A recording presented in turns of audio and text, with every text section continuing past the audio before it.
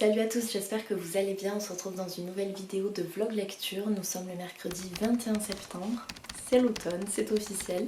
J'espère que vous avez passé une bonne semaine, un bon week-end et de bonnes lectures. Pour ma part, niveau lecture, vous l'aurez compris en vous prenant un mercredi, j'ai pas beaucoup lu parce que j'ai passé du temps avec ma soeur, donc on a profité et je profite également de ma dernière semaine de vacances. Voilà, ça passe beaucoup trop vite. Et là je me dis punaise, on est déjà mercredi en fin d'après-midi, je reprends lundi. Autant vous dire que j'ai vraiment pas envie de reprendre le travail, mais je crois qu'on est tous comme ça. Et voilà, du coup j'ai pas trop pu lire parce que donc j'ai profité de ma soeur ces 2 jours passants. Et en fait ma soeur ne lit pas. Donc c'est pas une activité et des moments que l'on peut s'accorder ensemble et je ne me vois pas la laisser dans son coin en lui disant écoute je vais lire 1 heure et demie puis je reviens après. Donc non, généralement c'est pour ça que quand je suis avec elle je ne prends pas le temps de lire et je n'ai pas envie de lire, je préfère profiter à faire des choses avec elle forcément. Mais pour vous parler quand même de ma lecture en cours, eh bien j'ai commencé Blackwater, le tome 1, La Crue, de Michael McDowell, publié aux éditions Monsieur Toussaint Louverture. On reparle vite fait de la couverture qui est juste magnifique, il n'y a rien à dire sur ça. C'est un livre que vous avez vu passer récemment dans le dernier vlog lecture, étant donné que je l'ai eu pour mon anniversaire, donc je vous l'avais présenté la semaine dernière. Et aussitôt reçu, aussitôt commencé, parce que c'est un livre qui me faisait de l'œil depuis des semaines, voire des mois, tellement qu'on les voit passer de partout sur les réseaux sociaux, et en fait c'est une saga qui a l'air de conquérir beaucoup de cœurs. Il y a donc 6 livres, et donc là c'est le premier, c'est La Crue. J'ai commencé, je suis à la page 123 sur 250, et en fait pour le moment, je sais pas si j'aime ou si j'aime pas. J'arrive pas à me prononcer, c'est peut-être un peu tôt parce que c'est le premier tome d'une saga, donc on met en place le contexte, les personnages, l'intrigue. Je suis même pas quasiment encore à la moitié, hein. J'y arrive presque mais j'y suis pas encore. Donc c'est vrai que pour le moment je sais pas du tout. J'ai peur d'avoir placé la barre trop haut, comme souvent quand on entend parler d'un livre 1000 fois par jour. Je sais pas vraiment à quoi je m'attendais parce que je n'avais jamais réellement lu le résumé avant de vous le lire la semaine dernière. Pour le moment je sais pas du tout. Je vous en parlerai quand je l'aurai un petit peu plus avancé. Mais pour le moment c'est gros suspense. Voilà, c'est très rare que ça m'arrive de ne pas savoir me prononcer pour un livre. Mais là, pour le coup, je sais pas trop, donc j'espère que la finalité va être bien et que je vais vous dire que j'ai adoré, que je veux continuer cette saga, mais là, je vous avoue que je me fais moi-même un petit peu peur. Et sinon, j'ai un livre à vous présenter que l'on m'a également offert pour mon anniversaire, donc c'est ma sœur qui me l'a offert. Il s'agit de Soren Sveistrup, je sais pas du tout comment on prononce, Octobre, publié aux éditions Le Livre de Poche. Donc c'est un thriller. Dès que ma soeur l'a vu, en fait, elle m'a dit oh là là, je te l'ai pris parce qu'apparemment il a été adapté en série sur Netflix, il me semble. Alors je sais absolument pas quand et je ne sais absolument pas si il y est encore parce que je regarde très peu la télé. Mais en tout cas, elle a regardé la série qui était adaptée et elle a adoré. Donc elle m'a dit j'espère que ce sera aussi bien et encore mieux dans le livre. Je connaissais de nom cet auteur et ce livre parce qu'on l'a beaucoup vu passer en octobre dernier. Et je pense que je vais faire comme la plupart des personnes et le lire le mois prochain, étant donné qu'il s'appelle Octobre. Je vais quand même vous lire la 4e de couverture. Début octobre, dans la banlieue de Copenhague, la police découvre le cadavre d'une femme amputée d'une main. À côté du corps, un petit bonhomme fabriqué à partir de marrons et d'allumettes. Chargés de l'enquête, la jeune inspectrice Naya Tulin et l'inspecteur Mark S. apprennent que cette figurine est porteuse d'une mystérieuse empreinte digitale qui appartiendrait à la fille de Rosa Hartung, ministre des Affaires sociales, enlevée 1 an plus tôt et présumée morte. Tulin et S. explorent toutes les pistes qui leur révéleraient un lien entre la disparition de Christine Hartung et la victime à la main coupée. Lorsqu'une autre femme est tuée selon le même mode opératoire, ils comprennent que le cauchemar ne fait que commencer. Forcément, il me tente énormément et ma soeur me l'a plutôt bien vendu, donc j'ai hâte de le lire. Et si la série est encore disponible sur Netflix, pourquoi pas la regarder, mais après la lecture, jamais avant. Dites-moi en tout cas si vous l'avez lu ou si pareil vous avez regardé la série sur Netflix et si vous avez bien aimé ou non. Et c'est à peu près tout pour cette ouverture de vlog. Voilà, j'ai pas trop à vous dire, hein. Comme je vous ai dit, j'ai pas consacré énormément de temps à la lecture. Mais petit à petit, là, la fin de semaine s'annonce un petit peu plus tranquille. Donc j'aurai le temps de lire et de vous parler un petit peu plus des livres.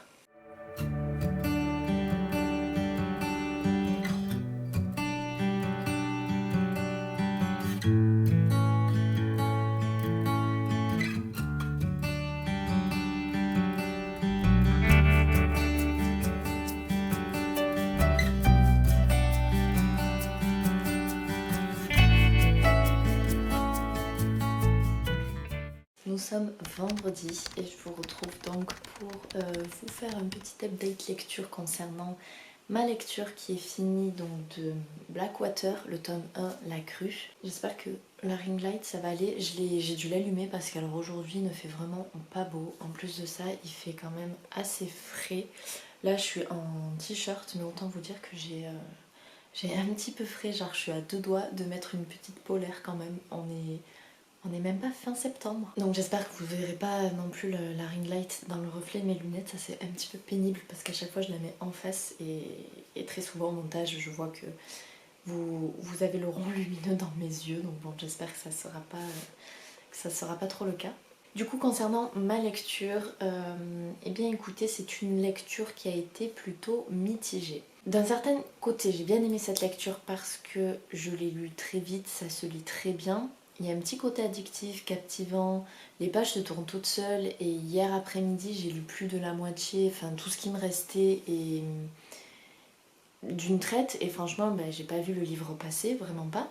Mais d'un autre côté, il y a des choses qui m'ont un petit peu dérangée, comme le fait qu'il n'y ait pas vraiment d'histoire. Je trouve qu'en fait le livre est abordé dans ses grandes lignes. Il n'y a pas de profondeur, il n'y a pas de description, enfin très peu, vraiment le strict nécessaire pour comprendre, pour situer les actions, le lieu et compagnie, mais c'est pas très creusé, c'est pas très profond. Et en fait, j'en discutais avec l'un d'entre vous sur Instagram et il me disait que de base, Michael McDowell était un scénariste et qu'en fait ça se ressentait énormément à la lecture du livre. Et c'est vrai qu'en fait, quand il me l'a dit, ça m'a fait tilt. Oui, j'ai l'impression de lire un film, vous voyez ce que je veux dire? Même les scénarios d'un film, c'est dans les grandes lignes, mais c'est pas creusé.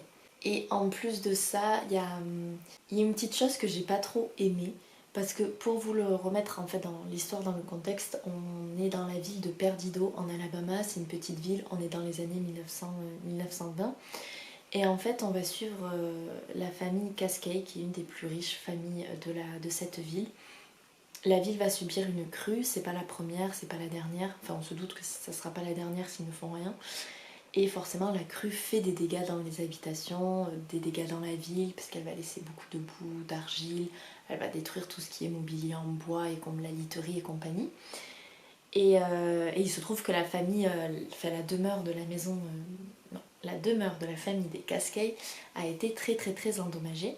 Et suite à cette crue va apparaître en fait une personne qui s'appelle Alinor Damer, une jeune femme, un petit peu par magie. Voilà, elle va être retrouvée dans un hôtel alors que c'est Oliver, je crois, qui s'appelle Oliver Cascade, Monsieur Olivier, je sais plus.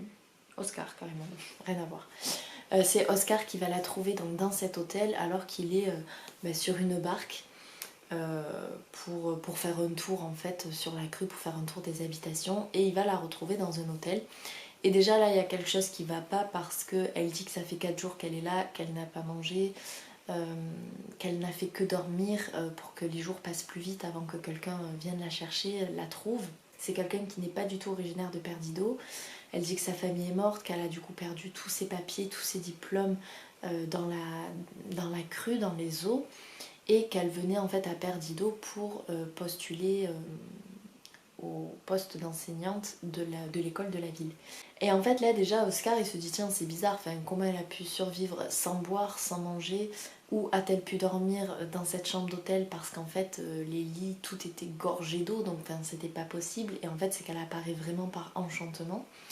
Et à partir de là elle va se faire une place dans la famille Cascade, ils vont l'héberger, elle va y rester et elle va faire sa petite vie tranquille. Mais en fait, depuis qu'elle est là, il y a des phénomènes un petit peu étranges. J'irai peut-être pas jusqu'à surnaturel, mais vraiment étranges qui se passent. Et les habitants et la famille Cascade préfèrent ignorer ces phénomènes-là. Et j'ai trouvé ça assez dérangeant parce que c'est... On peut en ignorer un ou deux, mais on peut pas tous les ignorer. Et on peut pas non plus ignorer ceux qui sont trop gros, qui ne passent pas quoi. Genre... je veux pas vous spoiler, mais à un moment donné, il y en a une vers la fin du livre. C'est gros comme une maison, mais en fait tout le monde ignore. Et j'ai trouvé ça un peu dommage parce qu'ils devraient plus se poser des questions, essayer de creuser, et ils ne le font pas du tout, en tout cas pas pour le moment. Après, peut-être je me dis c'est le premier tome et vous avez été nombreux parce que je l'ai posté enfin sur Instagram, quand je vous ai dit bon ben je sais pas trop quoi en penser de cette lecture, vous avez été nombreuses à me dire de continuer, de lire le deuxième et le troisième tome parce qu'après c'était beaucoup plus captivant, beaucoup plus addictif. Donc de toute façon, quoi qu'il arrive, je comptais donner sa chance au tome 2. Voilà, pour me faire quand même un peu plus une idée. Là je me dis allez c'est le premier tome, il faut mettre en place les personnages, le contexte, l'histoire et compagnie, attiser notre curiosité et peut-être que oui en effet les prochains tomes seront mieux. Mais je comptais voilà, lire le tome 2 parce qu'en plus comme je vous l'ai dit ça se lit très facilement, très rapidement, donc c'est pas comme si c'était une brique et là peut-être j'aurais fait le choix de pas continuer. Voilà en tout cas de ce que j'ai pensé de ce livre là. Après je pense que j'ai mis beaucoup d'attentes dans ce livre-là, dans cette saga, parce qu'on en a énormément entendu parler. Et comme souvent, quand on lit beaucoup d'avis positifs, beaucoup de coups de cœur, qu'on en entend beaucoup parler, on s'attend à quelque chose, je crois, d'exceptionnel. Donc, et pourtant, j'ai essayé de ne pas me faire d'idées, de vraiment d'y aller en mode terre inconnue et de ne pas avoir d'attente, mais au final, je crois qu'on en a toujours un petit peu. C'était donc mon avis concernant cette lecture. N'hésitez pas à me dire vous si vous l'avez lu. Alors je sais qu'on a déjà énormément échangé sur Instagram, mais peut-être que je n'ai pas encore échangé avec tout le monde. Donc n'hésitez pas à me le dire si vous avez aimé ou non, si vous avez terminé la saga, si voilà, donnez-moi votre avis concernant ce livre-là. Et ensuite j'ai commencé le livre d'Alexandre Murat, il s'agit de Aranea, la légende de l'empereur, publié aux éditions Fleuve Noir et qui est sorti le 22 septembre, donc si je ne dis pas de bêtises c'était hier. Ouais, c'était hier, je crois qu'aujourd'hui on est le 23. Je vous en avais parlé récemment dans un vlog étant donné que Fleuve Noir me l'avait, les éditions me l'avaient envoyé et je vous avais dit de toute façon que je le lirais assez vite étant donné qu'il sort... qu'il est sorti hier, donc pour vous il sera déjà sorti depuis quasiment une semaine et je me suis dit que c'était le bon timing pour le lire et vous donner mon avis. Donc là j'ai déjà lu les 130 premières pages du livre, donc voilà, ça représente à peu près ceci. Il est assez court, il fait 350 pages, donc je vais être quasiment à la... aujourd'hui je pense que je vais arriver à la moitié du livre. Et je peux vous dire déjà que j'aime bien cette histoire. Je suis déjà bien prise dedans et j'ai envie de découvrir ce que cachent les 7 aigles de l'empereur Napoléon. Parce que pour vous faire un petit résumé, avant de mourir, Napoléon Ier, donc qui est en exil à Sainte-Hélène, a donné 7 aigles, donc à peu près eux, 7 aigles mais en tout petit, et en fait ils faisaient partie de son argenterie, à des personnes de confiance, à sa famille, à son entourage, à cette personne en tout cas. Il se trouve que derrière chaque aigle, il y a un symbole, et que si vous rassemblez les 7 aigles et que vous arrivez à déchiffrer ce symbole, vous aurez la localisation d'un trésor. Et c'est Alex et Marie qui vont se coller à la tâche, à la quête de ces 7 aigles. En fait, ils ont été commandités par Wesselmann, qui est un milliardaire, qui est un érudit d'art et d'histoire, pour retrouver ces aigles, sachant que lui, il en détient déjà 4. Wesselmann est persuadé que ces 4 aigles vont mener à la connaissance du savoir, avec un grand S. Et pour comprendre de quoi il s'agit, en fait, il faut remonter au 3e siècle avant Jésus-Christ, quand il y a un homme de pouvoir qui a décidé de ne plus faire la guerre sur son empire, sur son royaume, sur ses terres. Et donc pour éviter cela, en fait, il préfère faire appel à 9 inconnus, à 9 personnes qui sont spécialisées dans tous les domaines, que ce soit aussi bien la physique, la psychologie, l'ésotérisme, les mathématiques, bref, tout, et de contenir tout ce savoir-là dans des livres, dans 9 livres. Donc c'est ce que l'on appelle en fait, alors c'est comme une société secrète un petit peu, des 9 inconnus, et qui vont donc tout écrire, tout contenir dans ces 9 livres. Apparemment dans ce livre, il y aurait des inventions qui ont été écrites mais qui ont été découvertes que au 19e ou au 20e siècle. Donc ça retrace vraiment tout et c'est vraiment le savoir universel, le savoir de toute l'humanité qui est condensé dans ces 9 livres. Et Wesselmann est persuadé que Napoléon a pu avoir entre ses mains un de ces 9 livres lors de sa campagne en Égypte et qu'il a caché quelque part. C'est pourquoi il a commandité Alex et Marie. Donc Alex c'est un prof d'histoire, spécialisée bien sûr sur la période de Napoléon. Et Marie, c'est une directrice d'une agence un petit peu secrète qui travaille des fois en parallèle avec le FBI. Voilà, pour arrêter notamment les trafiquants d'art ou autres. Donc il a demandé à ces deux personnes de faire équipe pour retrouver les aigles manquants à sa collection et donc pour mettre la main sur ce fameux livre, ce fameux trésor. Bien entendu, ce n'est pas le seul qui aimerait avoir en sa possession les aigles, le trésor, le pouvoir et tout ce qui s'ensuit. Il y a également un homme qui s'appelle Horacio Del Monte, qui est un trafiquant d'œuvres d'art, voilà, un très connu d'ailleurs, et qui vit en Amérique du Sud, qui lui aussi aimerait bien compléter sa collection parce qu'il a déjà en sa possession 2 aigles. C'est un féru de Napoléon, c'est même un petit peu une obsession. Il voue un culte entier à cette personne-là, à cette période de l'Empire. Et lui aussi aimerait mettre la main sur ces 7 aigles, mais pas pour les mêmes raisons que Wesselmann. Lui, il pense que les 7 aigles vont mener à un trésor, mais ce trésor-là, je ne vais pas vous dire lequel c'est, en tout cas celui auquel il pense. Voilà, je vous laisse le soin de le découvrir. Alors ce serait pas un spoil de vous le dire parce qu'on le sait dès le début, mais je préfère vous laisser le découvrir si un jour vous le lisez.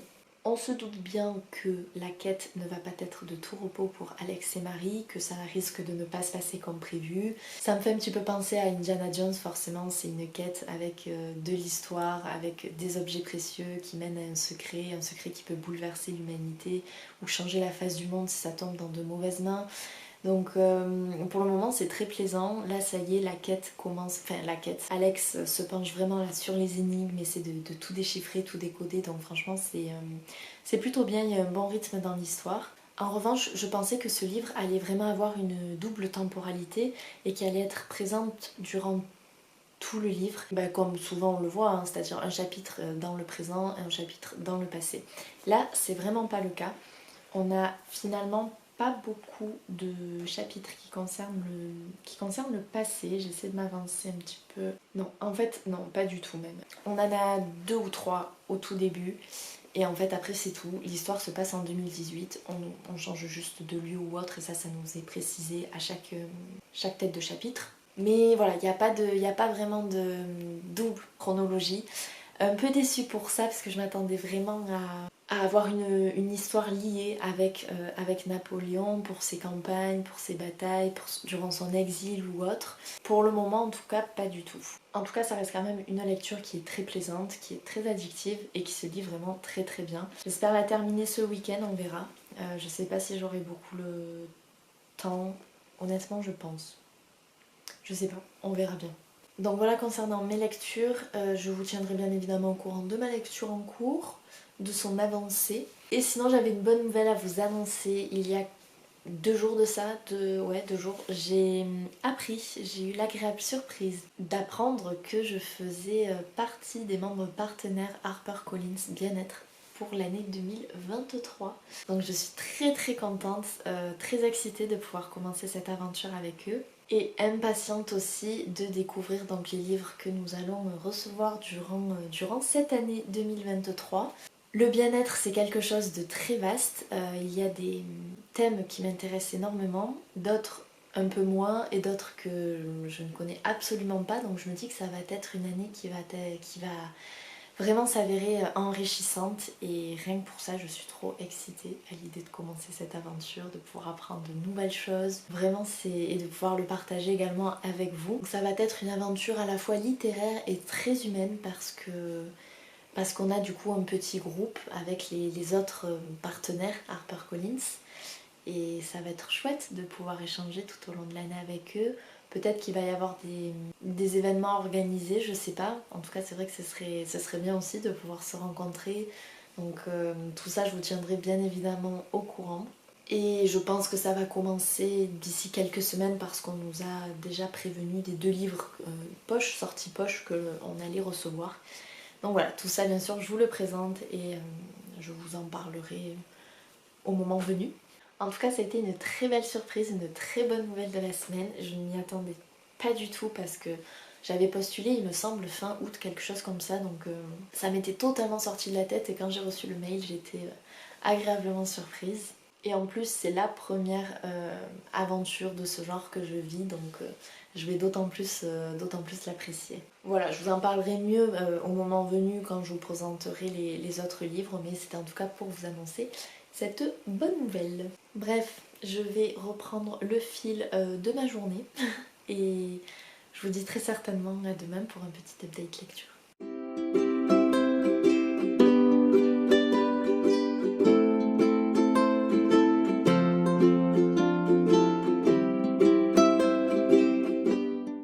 Nous sommes mardi matin et en fait je vous prends de mon téléphone en vitesse, les cheveux encore humides et compagnie en pyjama pour clôturer enfin ce vlog lecture. Je suis vraiment désolée parce qu'en fait il a vraiment pas de sens celui-ci.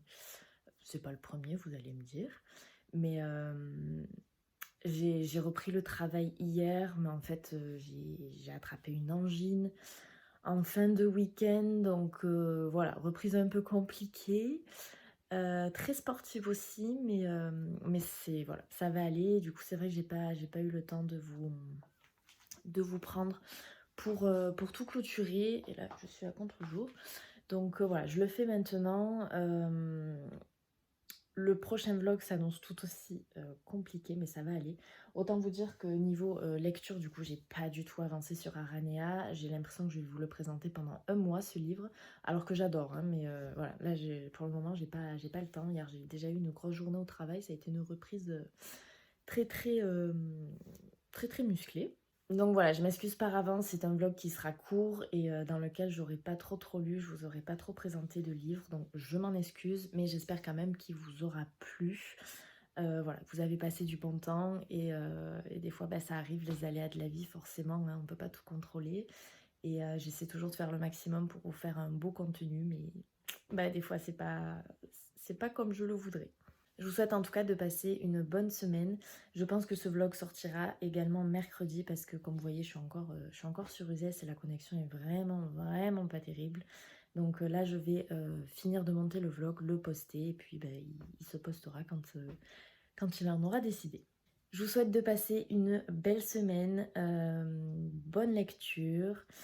C'est bientôt la fin du mois de septembre, bientôt octobre, ça passe très vite. Et voilà, dites-moi s'il y a des lectures coup de cœur que vous avez aimées durant ce mois ou s'il y a des déceptions, si vous avez craqué, pas craqué sur des nouveaux livres. Donc voilà, n'hésitez pas à me dire tout ça en commentaire, c'est toujours un plaisir d'échanger avec vous. Je vous le dis à chaque fois, mais parce que c'est vrai.